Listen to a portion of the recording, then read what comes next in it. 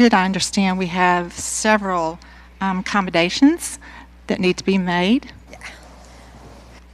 We have so much good going on in the county. We have several accommodations tonight. We actually had to cut it down and spread them out a little bit because we have so many people that we want to recognize. I'm very excited about all of these that are here tonight, and I think you will be too. The first commendation I have is for several schools in our county. Military children move every 2 to 3 years. The Purple Star School program is designed to help schools respond to the educational, social, and emotional challenges military-connected children face during their transition to a new school and keep them on track to be college, workforce, and life-ready. We have 5 schools named to the Purple Star School program. And just a little bit on a personal note about this, WKRG did a story on our schools that were named to this program, interviewed a student of ours who had moved, I think, 4 times within the last 5 or 6 years. And she said so much about this program, how it made her feel more comfortable and how it made her feel at home at her new school. And so the program really works. The schools that were named, and I'm going to ask Mr. Tyler to come and join me. The state sent a resolution as well as banners for each of these schools. And I'd like to recognize those schools and have their principals, and some of them have asked their program representatives to come with them as well.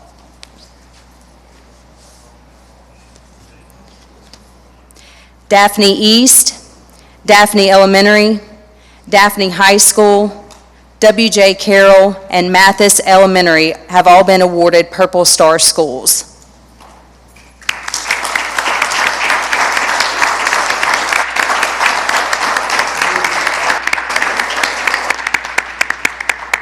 And also, just on a side note, Daphne is working to be the first feeder pattern in the system to have all the schools in the feeder pattern with this distinction.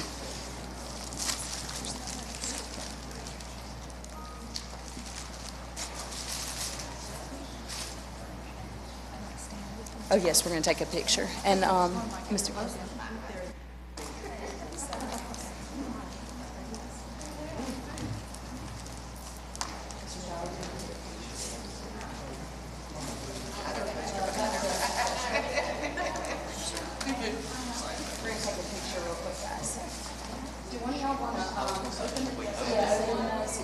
I think they're all the same.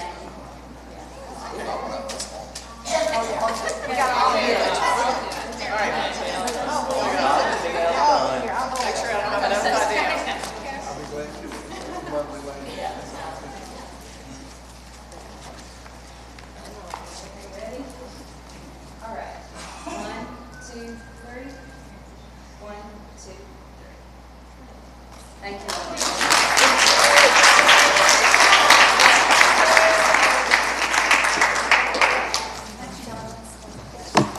Thank y'all for coming. I know you're really busy this time of year, as always, busy. Our second commendation for tonight is something that's also dear to me. Many of you saw the One Voice revamp that we did not too long ago. Tonight with us we have Mr. Griffin Hood and his students. Mr. Hood and his students gave their time and talent to the One Voice Revamp project. The group came up with the concepts and scripts, shot and edited the video, and put it all together for the final product to be sent to all Baldwin County parents. We appreciate their time and dedication to this important initiative and to Baldwin County Public Schools. And again, a side note on this, we called Mr. Hood, and you know, for a teacher, teachers have their whole year planned out. And we called Mr. Hood to see if they could help with this, and without hesitation, he said, what do you need done and when do you need it done? And if any of you have ever seen his work, he is truly, truly talented. I had to do an intro for it, and he didn't have a teleprompter for me to read, and it was quite a long intro. And before the end of the day, Mr. Hood had created a makeshift teleprompter for me so we could get the project done. So the students are super talented, as well as Mr. Hood, and we appreciate them.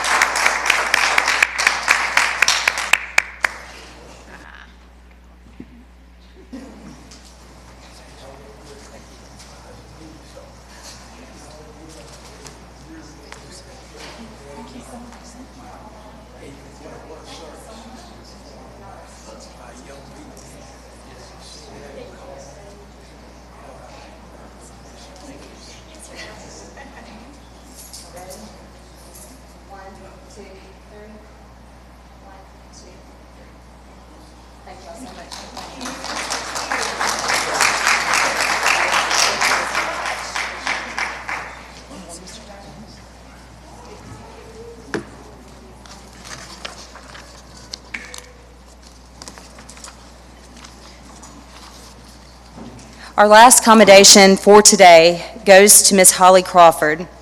Miss Crawford began driving in 1977 as a junior in high school. She drove for both her junior and senior years. After graduation, she took 3 years off until she returned in 1982 for a full-time route serving Loxley Elementary. During her almost 41-year career, she has also driven for Central Baldwin Middle, Robertsdale High, and Robertsdale Elementary. Ms. Crawford is now retiring, and we wish her the absolute best.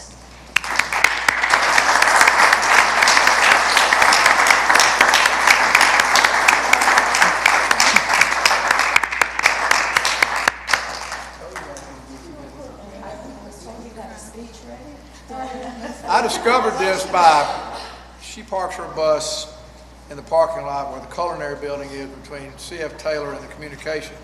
So I park up next to her when the school year started. She allowed me to park next to her bus. And we just started chatting. She's just so nice. Hey, Mr. Tyler, we're just talking. And she said, well, this is going to be it for me. I said, really? So we just started talking about her history.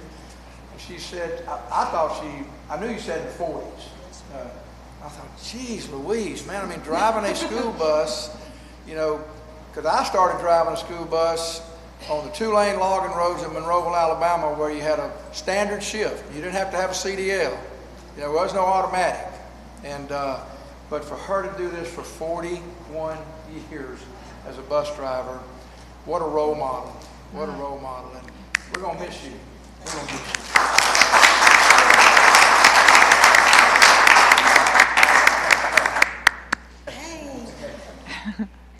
Run those routes together.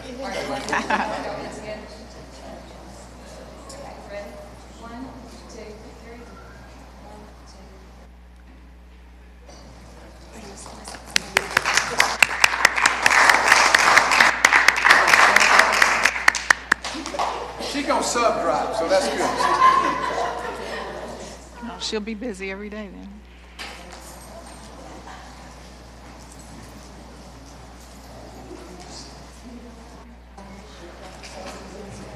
All right, Mr. Tyler, I'm going to turn it over to you for the work session. Okay.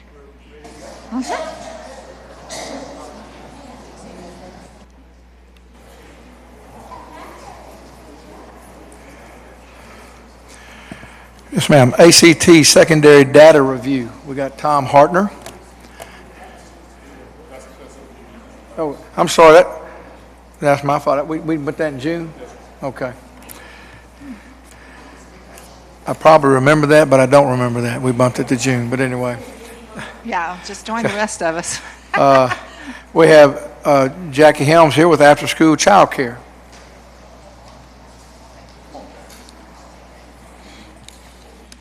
She's coming up.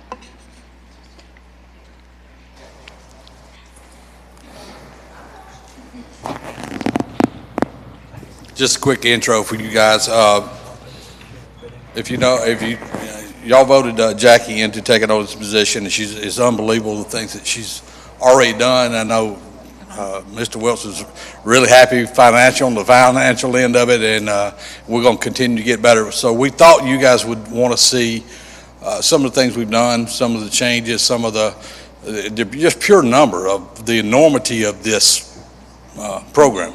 I didn't realize how big it was till we really started diving deep into it. So Jackie's going to go over some numbers with you. You've got some documents there as far as what we're doing this summer and coming up in the fall. And if you got questions, we'll try to answer those after we're done, okay? I'm going to try to get this computer going right.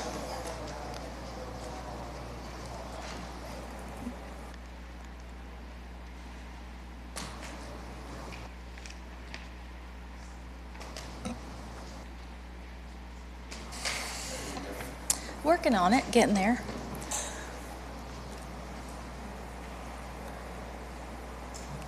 All right, thanks again. I'm Jackie Helms. I'm with the After School Child Care, and wanted to give you a little bit about what child care is happening in Baldwin County. It's been 36 years that After School care has been happening, and we're headed into the future. So one of the big things is we've got 26 sites. Elementary, intermediate, and K-8 schools host our after-school care programs during the school year, and then we have 9. This summer, we have 9 sites that are hosting summer programs. Over the past 3 years, it bounces between 9 and 10 sites that host the all-day programs for the summer. We serve 2,220 students, both during the school year and during the summer program. We have over 500 registered for this summer, the program, so it gives us about 1,650 during the school year, spread out between our 26 sites. So it's a lot of families we have the privilege of impacting. We do have very quality programming. It's very exciting, and one of the things that we really take to heart that we have inherited from Ms. Penn is that it's not just babysitting. We really want to expand the opportunities that these kids have, as well as work on any academics that these kids might need. We do have them for additional hours during the day, and if they need something, we're here to provide it. So the slideshow shows that we took 70 field trips last summer between our 10 summer sites, and there's lists there of the ones that we had the opportunity to go to. And we had 58 contracts between 7 vendors, and this is vendors who come in to our program and do art, dance, karate, gymnastics, nutrition, all sorts of things, so that they do get an expanded opportunity in the afternoons. One of the biggest things that we have been doing towards the middle to the end of this year is just allowing kids a lot more recess. School is becoming very structured, which it should. As Literacy Act and Numeracy Acts come in, it has to. But here we have an opportunity to let them play and address those the socio-emotional opportunities with each other. Learn how to be kids together on the playground for longer than the 5 or 10 minutes that they're only able to be allotted during the day. And it's really been beneficial to watch the kids grow in just something as simple as recess time. As a matter of fact, we have a lot of parents who comment on, I'm so glad that there's a chance that they get to play.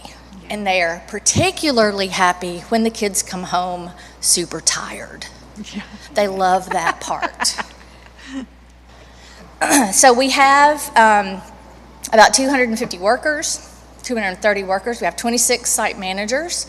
And those site managers really do manage the site. If you think about what a manager at any small business does, that's what our site managers do. They schedule, they hire, they let go, they handle it all. They handle all the programming.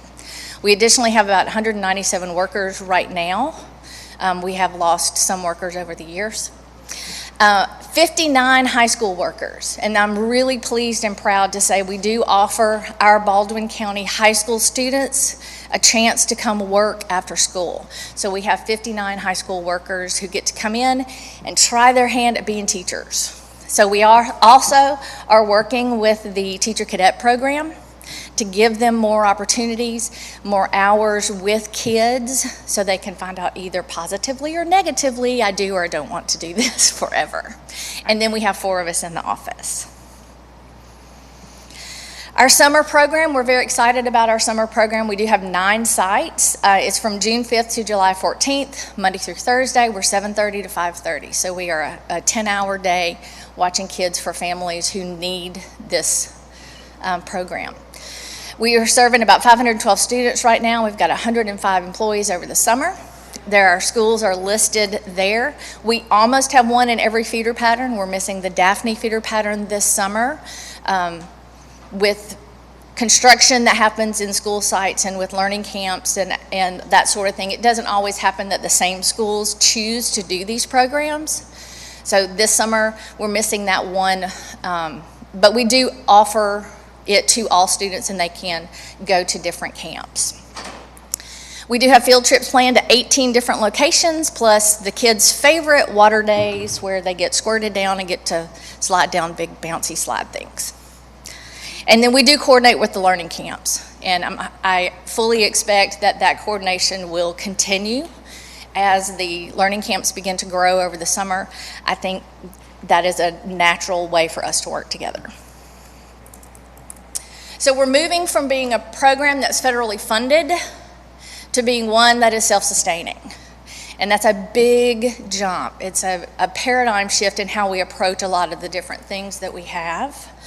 Our current operating budget is approximately $1.8 million. It's a little bit hard for me to pin that number down specifically because over the past 3 years, we have had our federal grants start to drop off, and then the ESSER grant came in and went off. So our numbers are not quite as solid as they will be at the end of this fiscal year.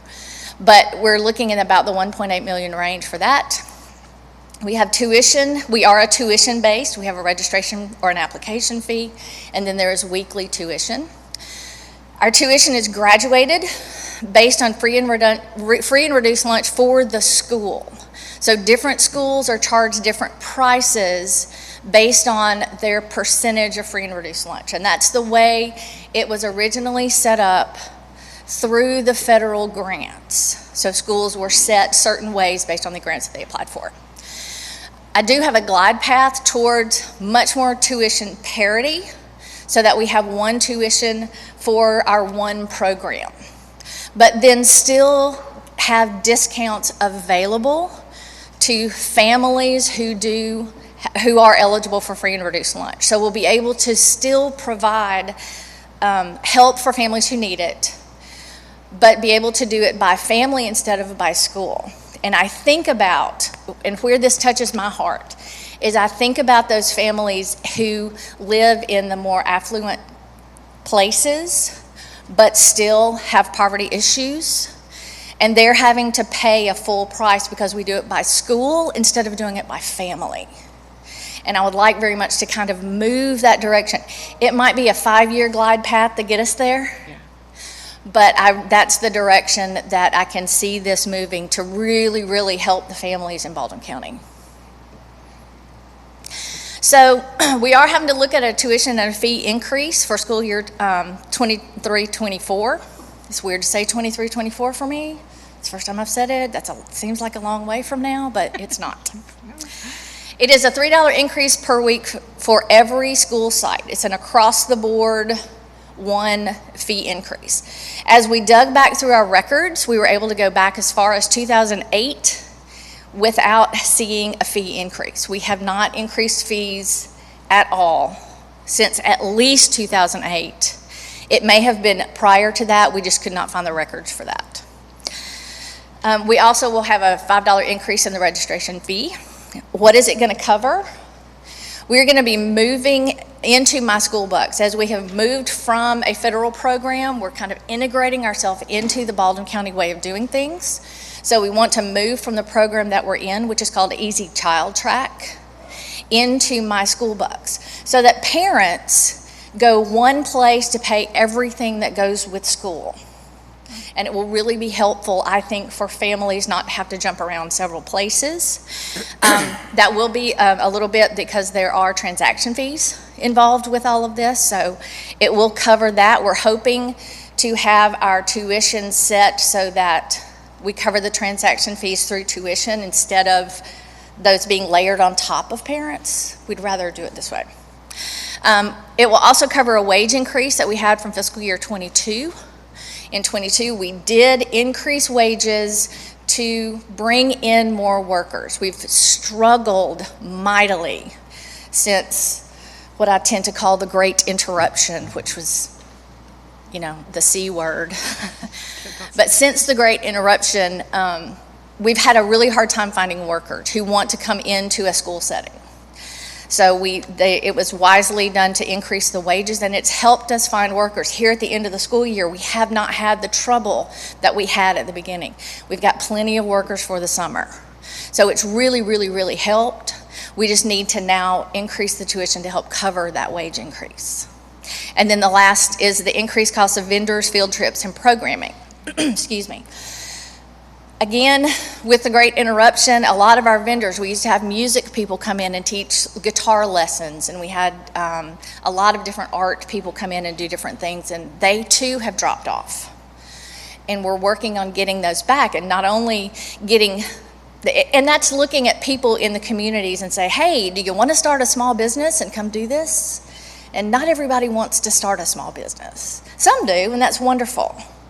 So one of the things that we're looking at too is to use the resources within Baldwin County Public Schools. I've been talking with Adam Seeley about having his culinary students come in and teach some cooking lessons to the after-school care kids, and really bringing together all of the amazing resources we already have. You know, having some of the construction kids come in and build birdhouses with the kids and do some of these things in-house, because not only will it benefit our after-school care kids and our programming, then when these kids start hitting middle school and high school, they know those programs are there. And it could eventually start increasing the awareness of those programs. So that's why we're looking at that increase. We do offer discounted tuitions, and the form that you have in front of you lists not only what the increases are going to be, but also what discounts we offer. And we do offer discounted tuition for multiple children, BCBE employees, after-school care workers, and then we do have scholarships right now based on family hardship. Once the glide path happens and we have parity and I can give discounts based on free and reduced per family, we'll probably start dropping off some of the scholarships because they'll be embedded. And that's what we'd like to do, is start embedding that need. So here's some pictures of our kiddos. And one of the big things that we're hitting as I'm going through budgeting and figuring out about operating budgets and those sorts of things is how much our participation has dropped off since the Great Interruption. And there are lots of reasons for it, I'm quite sure. But if we can start getting back to where we were as far as numbers, then we're going to be golden and not have to start pushing all of these potential cost increase off on families. I don't want to do that. We're not in the business of making money. We're in the business of providing quality programming to kids who need it after school. And so that's what we have to show you about after school care. Y'all have any questions? I know I went fast, sorry. So the moving to My School Bucks, are they paying weekly for this, or is it? Right now, we have it set up as weekly. I would like to, our system right now will not allow us to charge anything but weekly. Within My School Bucks, we can set up options for parents to pay monthly and by semester, which we want to offer, because it's a way for parents not to have to pay, transaction charges. Okay, so the transaction charges go to the parent? Right now, as we move to my School Bucks, I'd rather us do that, just because, I'd rather embed it in the tuition. But with Easy Child Track right now, half of it goes to the parents and half of it we cover. Okay. So as we move, we're hoping to get kind of that direction. And if we can encourage semester payments, then their transaction charges would be Yes, much and that lower. saves us money, which is always a big thing. Yeah, okay.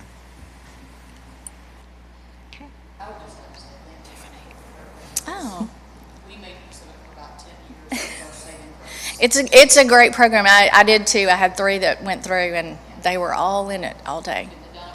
Yep. Well, we are glad to be here to help out. Thank you. Oh, all right. Thank you, Jackie. Yeah, for real.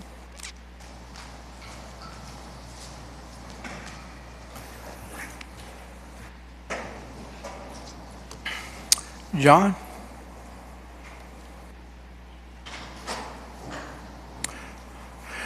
Board, I'm going to forego the staff reports unless you have any particular questions to any member of the senior staff, and we can go into the agenda. I'll read the agenda to you if you want me to prior to the board meeting. It's up to you.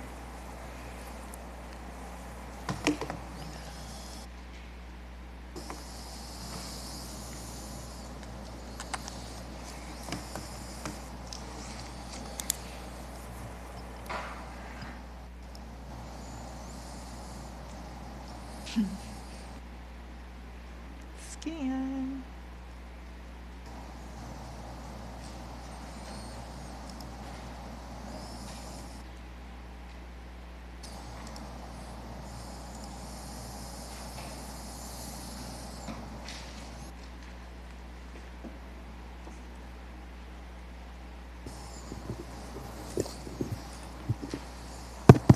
All right, we'll get our financial update. As of the end of April, we have $247 million in revenue. We're at $231 million of expenses, bringing us an ending fund balance of a little over $103 million. We are about 58% through our fiscal year. We received about 62% of our budgeted revenue, and we're right at 57% on our budgeted expenditures. So everything is currently in line. You can see local revenue is still above where we were last year, trending strong through the remainder of the fiscal year. Same thing with the general fund balance. We're at a high compared to our 8-year. I think we have 8 years there numbers, and we'll continue to kind of coast through the remaining fiscal year. I feel a little bit better. I think a couple months ago I was a little bit worried as ad valorem was coming in, and luckily that was just a timing issue in that we're about 99% of our property tax ad valorem, and we'll continue to receive probate tax through the remainder of the fiscal year. But all in all, we're about 96% of our $67 million budget on ad valorem. You can see we're still running about $28 to $30 million per month in operating expense cost. And sales tax is about 5.5% greater than where we were this time last year. Real fast, I'm going to give a kind of a quick little state budget update. It's been a lot going on in Montgomery, and there's probably a lot to come here. And for those who are watching the process, the ETF passed the Senate. I believe it passed it 2 weeks ago. The ETF is supposed to be introduced into the House next week. We do expect there to be some differences from the Senate version, which then will result in the two versions having to be reconciled in committee. But what was included in the Senate version was a 2% raise for all employees. Like every year, we continue to advocate for divisors for teachers, and really want to advocate for a divisor for admin. Currently, you have to have over 750 students to qualify for an assistant principal position, which is pretty absurd. These are divisors that haven't been changed in at least 20 years. It'll be something that we continue to advocate for every year, and hopefully one day somebody will listen to us. We include in the law there was a SPED teacher stipend of $1,000 that's stipulated per state funding position. We know that we can't discriminate by funding source, and so it'll go to all SPED teachers if this passes, and it'll be something that I'll have to cover on my end. There was a big jump on the nurse allocation. Again, this has been something that we've needed for a long time. The language in there required a nurse per school. It also changed the matrix and expanded it up to 35 years. All really, really, really good things. The only problem is that they only increased funding by $15 million. And so what the corresponding language states versus what it's going to actually cost is substantially different than reality. So that's one of these. I hope they can keep that language in the House version and actually apply the funding that it's going to take to fund a nurse at every school. Otherwise, it's not worth the paper it's written on. So there's a giant gap there. We've kind of alerted state officials, to the best of our knowledge, to be aware of that gap. I don't know who computes the numbers there, but they definitely need some help. The Senate also passed an allocation of about $15 million statewide. And the description of that was to boost or support personnel wages. There's no additional clarification that was included in the Senate bill. Hopefully, more clarification can be included in the House version, or we can kind of see exactly what that means. For the last 5 years in a row, Baldwin County's received advancement in technology funds. It's been tremendous. We got over $8 million last year. Probably all in all, we received probably close to $30 million over this 5-year period. The way that the advancement in technology funds, I won't get too technical, but it's basically, there's a cap on what you can spend in the education trust fund. When it goes over that, it fills up a reserve balance. When it goes over that, it goes to the advancement in technology funds to be used for a lot of different needs, security, technology. They added, capital construction. There's $900 million in this account, and they're not releasing any of it out to any schools in Alabama this year. So we've had to do a pivot. You guys probably remember in March, we had an agenda item to purchase some Chromebooks. We had to do it in March because you have to do it in March to get it in time for the school year. We've gotten it 5 years in a row. There was $900 million in the state account. I made the judgment call thinking we'd probably receive that again. They've cut that and they're not bringing it back. I don't know what they're going to use it for. I have my conspiracy theories there, but I won't go into that either. And so we're pivoting that local, but that's been kind of one of those challenging aspects that all school systems in Alabama have had to kind of address at the last session, at the last second, so to speak. So we'll see where that goes. A lot of changes on personnel and these type of things, so I'm trying to stay apprised of what's going on, which is going to result in the salary schedule coming out a little bit later than normally does. We still have to see what the House is going to enact, and we want to try to encapsulate as much of the legislative changes in our salary schedule as possible. So we're looking at bringing the salary schedule for dissemination probably in the June meeting, and probably going to have a special at the very beginning of July to get that finalized. We'll probably also be looking at doing some small group meetings to talk about some of the positive changes that we're looking at implementing in Baldwin County as we have to continue to stay competitive across the board for all of our employees. That's my update. Thank you, guys. That we got in the past. It would have,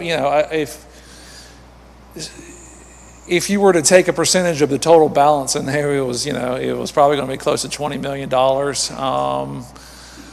I wasn't expecting $20 million, but I was expecting it to be pretty similar to what we received last year, which was about 8.7. They're creating, I think, a third reserve balance with these funding, with the funding in place. So, we've reached out to a few representatives, but I can't really get any traction on getting a full understanding of the mindset there. But I guess it is what it is. But the fear is that it's going to go into another account and it's going to be diverted to non-educational expenses. I mean, I think that's everybody's fear, and it seems like that's the strategy they're trying to move forward in regards to the advancement of technology. I hate it because it could be a tremendous help for security. A lot of the Chromebooks that we bought with the first round of ESSER funds are on their third year, and so using that to refresh and then having some additional funds to supplement for construction projects and those type of things. As many projects, sometimes you just never know how the bids are going to come out in this inflationary environment. So it was a nice pot of money to have, but it's there's been no traction from anybody to bring that back. So every system in Alabama got cut, and there's $900 million in there, not a cent's going to any school system in Alabama. And that was the intent of the law and how the whole thing was structured. So that's what we're dealing with right now. It's a challenging session. There's a lot of anti-public education things. There's a lot of diversion of funds to non-public entities. There's a lot of different challenging things currently going on right now in Montgomery. So it's definitely important to stay apprised and advocate to the best of your ability. So. Any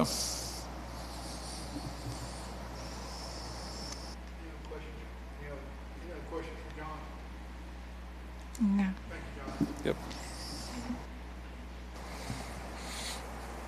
Mr. Tyler, I was going to ask if it's okay, instead of calling out all the items on the agenda, if we could just ask if there's any questions about certain ones before we get into the board meeting itself. Yes, ma'am. Is your button on right there? Is it green? It's on. I'm just sorry. I'm not I didn't know very if they loud. could I hear put my me teacher without voice. it, but, yes, I mean, I'll be glad to read the items, or does anyone have a question about any of the agenda items? Please feel free to ask.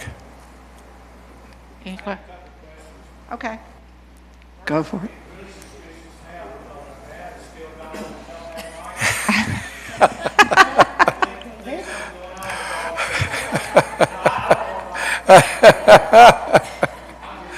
Too bad. Tony didn't have. I'll communicate that to our new ed tech director, Mike. That's okay, I was just kidding. The number 4 on the agenda, the Foley, where they want to do the improvements, what exactly are they going to do? Do we know what they're going to do to that, to the athletic facilities? You want to take it, Tom? Marty or John or Tom? Basically, they're going to, put lights on the practice field. They're going to do some upgrades on the lights and things at the track. They're going to put some, they're putting some pretty significant funds into that facility. I think they were talking about, upgrading bathrooms and concessions. And then, in turn for them putting that money in, they want to be able to utilize it when the school's not utilizing. So I think the plan is to take the practice field and for them to upgrade it, like Tom's saying, to be able to use it for some of their city soccer leagues and stuff. Okay, all right. I didn't know they're But in turn, of course, football will have a more updated practice They're field. putting bleachers out there and a lot of, they're being more city bleachers. Okay. So they're putting sidewalks. Yeah, that sounds like a good plan. They can use it when we're. Okay, sounds like a good plan. Okay. It's 4 sets of bleachers is what we have planned right now, as well as lighting the practice field. Okay, thank you. Number 16, I'm just not sure what TESOL 6 is. If I could talk about that just a little bit. Well, I'll let Renee speak to that. It's dealing with our ESL. Right. But Renee, you want to address that? This is a training for our ESL that will be provided during grits, correct, Mr. David? I think this is your team? Correct? So, is that correct? Okay, good. It's just going to provide instructional strategies that students need, teachers need for that instruction part of our ESL population that's not speaking English yet. That's a very different look in a classroom for gen ed teachers, so this will be providing that support for them. Okay, thank you. I read that, but I. No, the State Department is providing, yeah.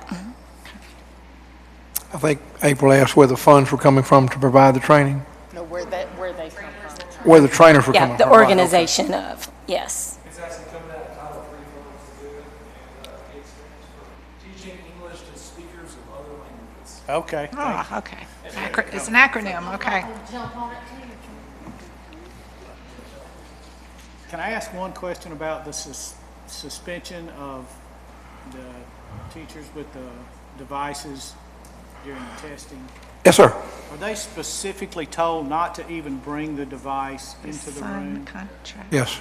Because the little policy we had said you can't operate one, but it didn't specifically say you're not allowed to bring one into the room. So I just, So my understanding is when they get the one-on-one specific testing training, they are told, don't even bring this device in Okay. there. So you're not, because if we have even one in the room, the state's going to assume we're using it. okay, And I think we modified that in the student handbook for this year. Okay. So that it says, don't even have it on you. okay. That's correct. No adult can have their phone, their laptop, no electronic device in that room while the test is going on. Like the students do.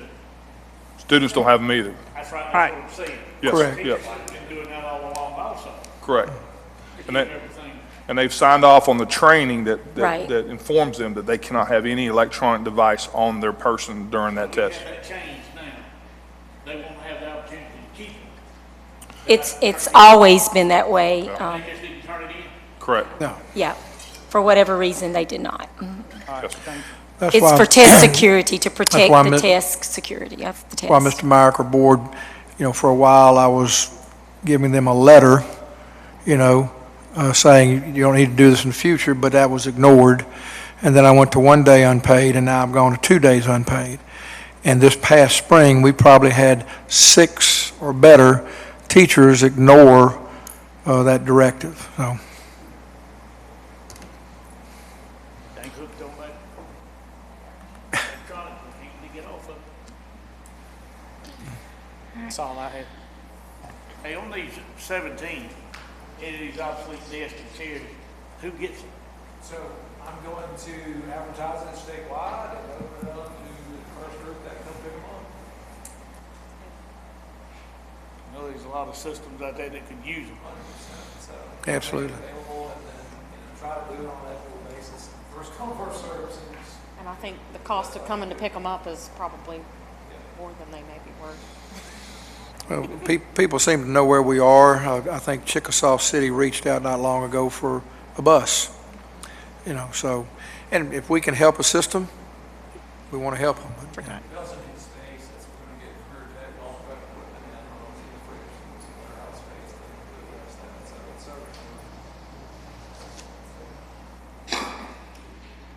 So. All right. Any more questions about the agenda items? And also, board, just real quick, Ms. Lindsay, we've had 3 nights of graduation. I think we've had 1 rain out. Sorry, Mike. It wasn't rained out, but rained on. Yeah, And they pushed through. The last 2 nights, there's been really threatening weather, but I think it was avoided for the most part. Very nice event at the Foley Convention Center last night. To have that environment, if you were there for Institute last year, that's the environment it was, packed, air-conditioned, out of the weather, safe. The students seemed to be excited to be in that indoor arena. It was almost like if you were in a college graduation type setting. So might talk to you in the future about our graduations and how they're performed and how we go, but it was really nice, really nice. Okay. Well, I guess if everybody's ready, we'll just move on into the regular board meeting. Do we Cassidy, are we recording already? Okay. All right, so I'd like to call to order the regular meeting of the Baldwin County Public Schools, and Mr. Christenberry, would you lead us in prayer? Absolutely. Pray with me. Heavenly Father, we're very grateful this afternoon to once again be gathered here in this place to be about the business of the Baldwin County Public School System. Lord, here in this graduation week, when we've got so many young people ending a chapter of their life and beginning a new exciting chapter, Lord, we just ask for your continued blessings, protection. Lord, guide us and direct us. Lord, give us strength and wisdom and courage to do the right thing. When we make decisions, Lord, it affects so many people. So, Lord, may our hearts be pure and our thoughts what you would have us to do. Lord, we seek your guidance. Thank you for the blessings of Baldwin County. We ask this in our Savior Jesus' name. Amen. Amen. If you stand for the pledge. Pledge allegiance to the flag of the United States of America and to the republic for which it stands, one nation, under God, indivisible, with liberty and justice for all.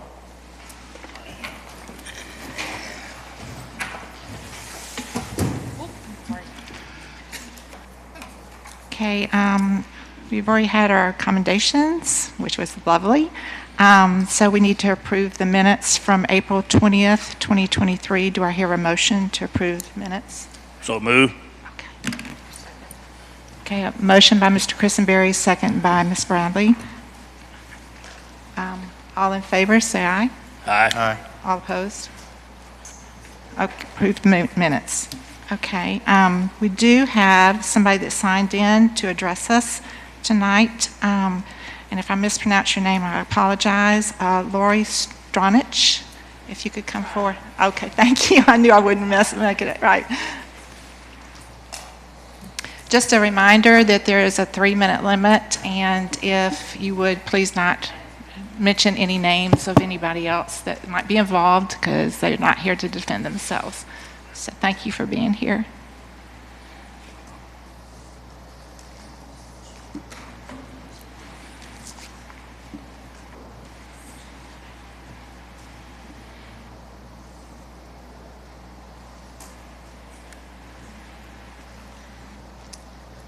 Okay.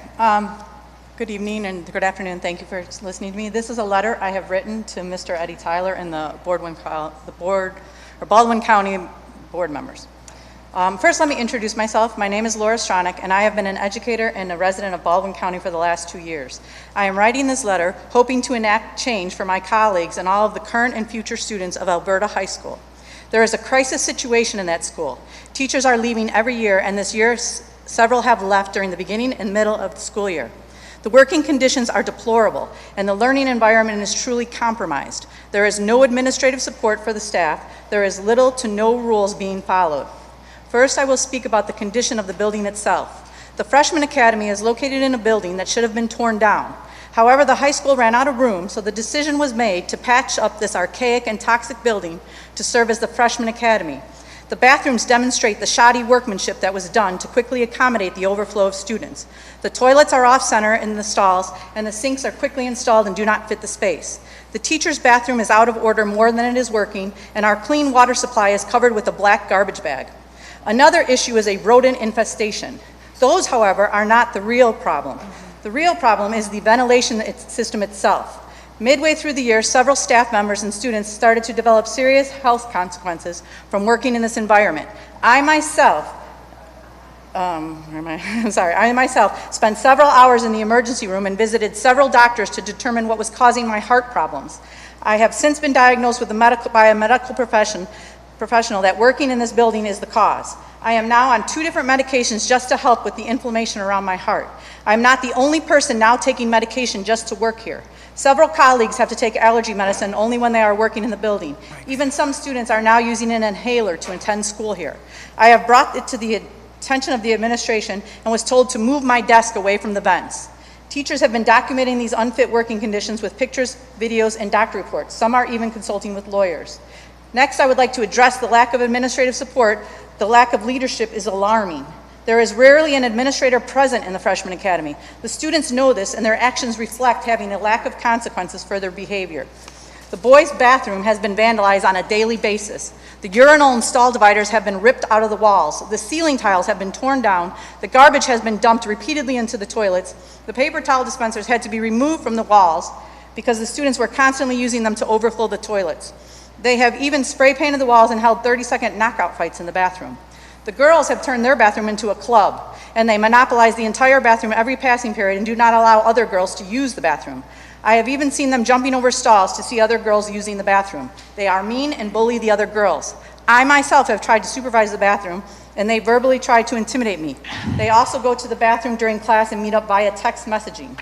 The other place the lack of support is noticeably absent is in the classroom. I am trying to follow the rules and have students comply, but the students have no consequences. It's time. It's over? Yes, I'm sorry. Well, I have typed it all out. There's a lot more. It's 3 pages. I will send it to you. Okay. I appreciate the time. Thank you so much. Board will definitely look into those things. A little shocked to tell you the truth. We don't have schools that are third world countries.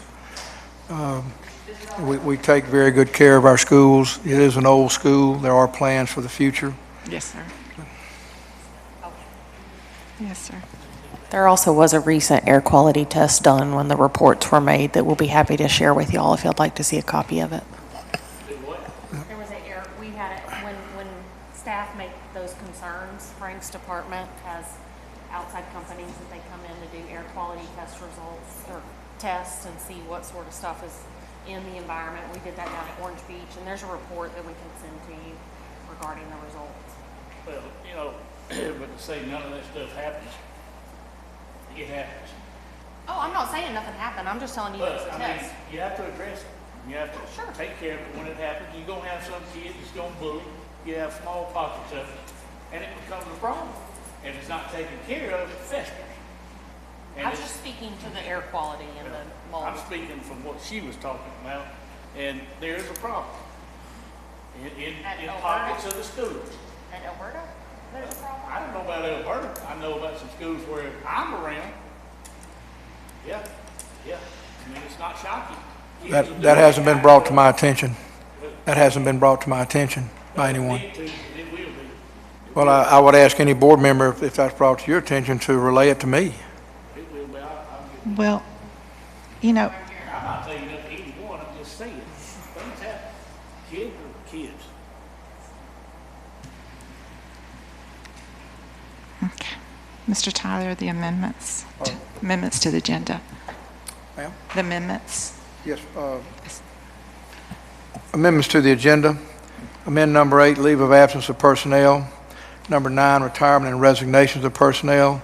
Number 10, transfer, intent to transfer personnel. Number 11, employment of personnel.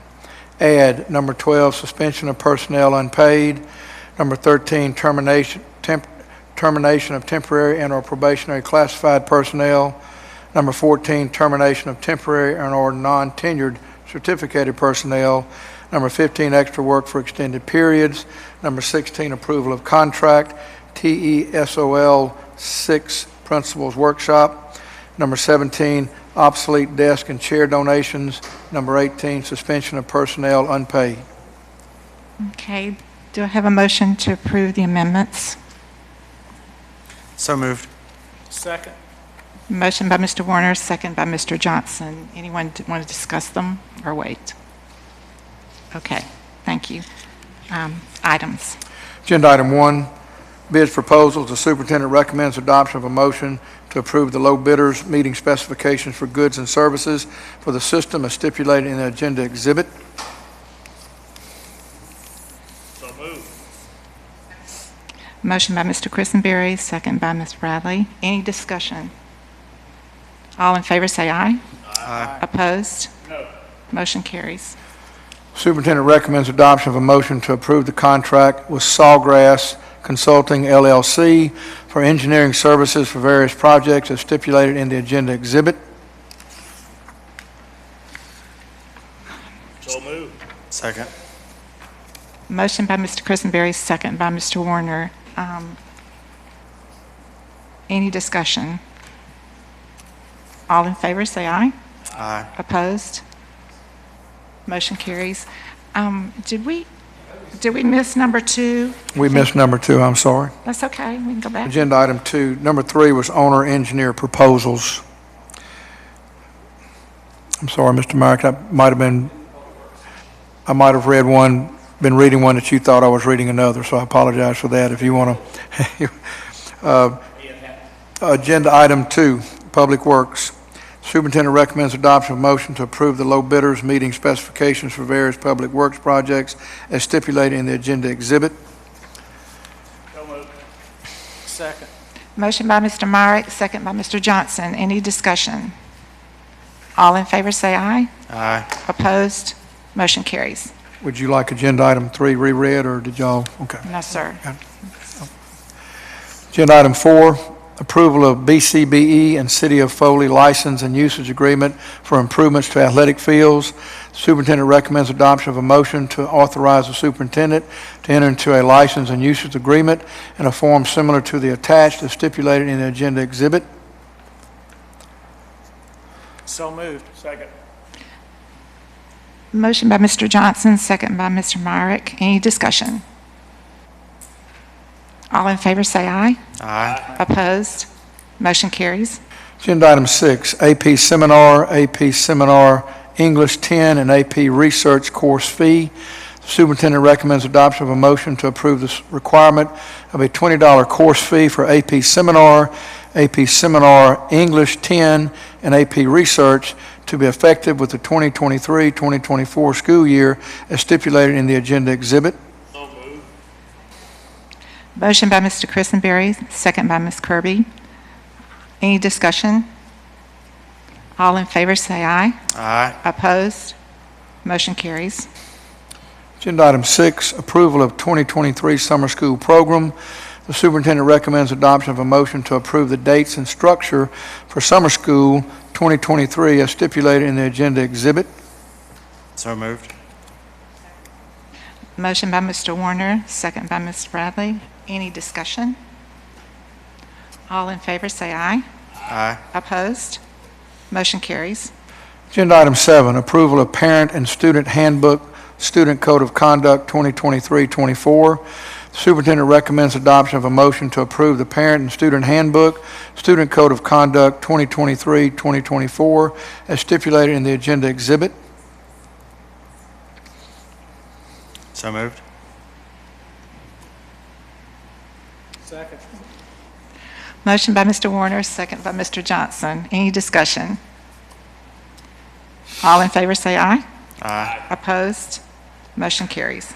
Agenda item 8, leave of absence of personnel. Superintendent recommends adoption of a motion to approve the leave of absence of personnel as amended and provided to board members under separate cover.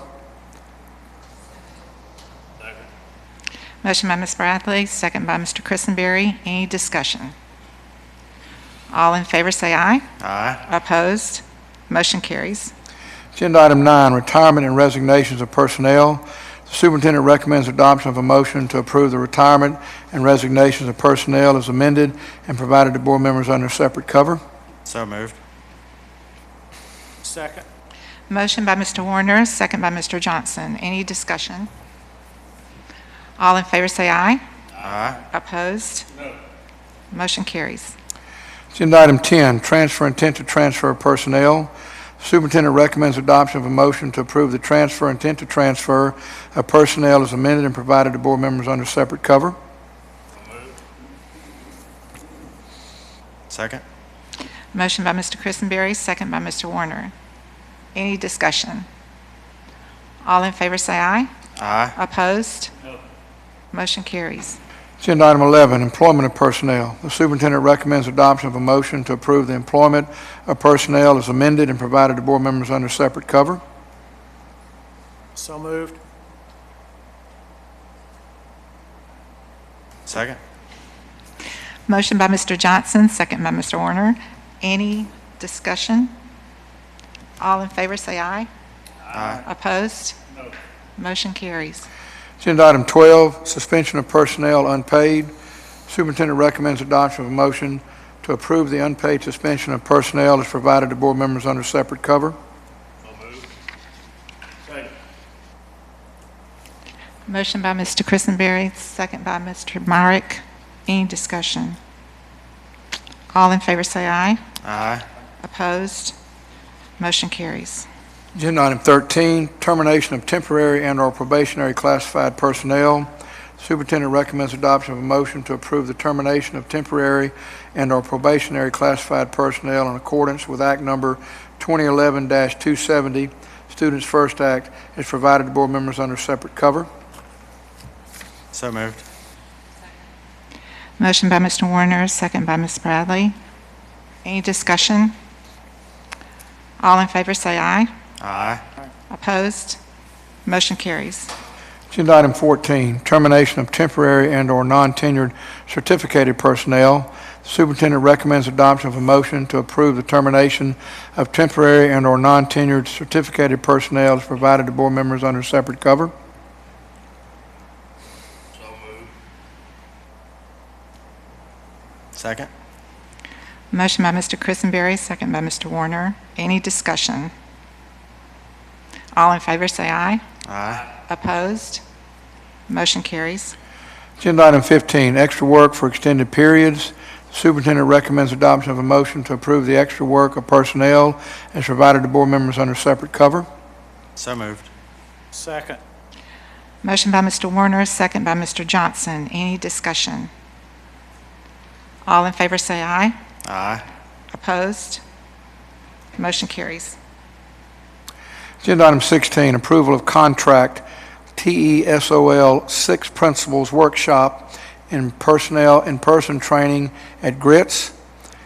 The superintendent recommends adoption of a motion to approve the contract for professional development and materials as stipulated in the agenda exhibit. So moved. Second. Motion by Mr. Johnson, second by Mr. Christenberry. Any discussion? Sure.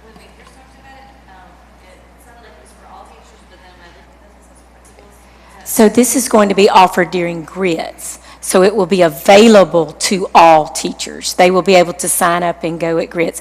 And I did want to make one clarification. The recommendation for this program is from the State Department, but the actual presenter is from this company that will come. And so it'll be she will be the actual one receiving the funds, and we will receive the materials as well. So. Ma'am? Yes, we have been involved with this type training for a long time, and it is highly recommended by the State Department, so it's not anything new for us. We're very aware of the strategies, and they're very strong strategies and supports for our teachers. Any more discussion? Questions? All right. All in favor, say aye. Aye. Opposed? Motion carries. Agenda item 17, obsolete desk and chair donations. The superintendent recommends adoption of a motion to approve the donation of old school desks and chairs on a first-come, first-served basis to other public school systems for the use of instruction as stipulated in the agenda exhibit. So moved. Okay. All right. Motion by Mr. Myrick, second by Ms. Kirby. Any discussion? All in favor, say aye. Aye. Opposed? Motion carries.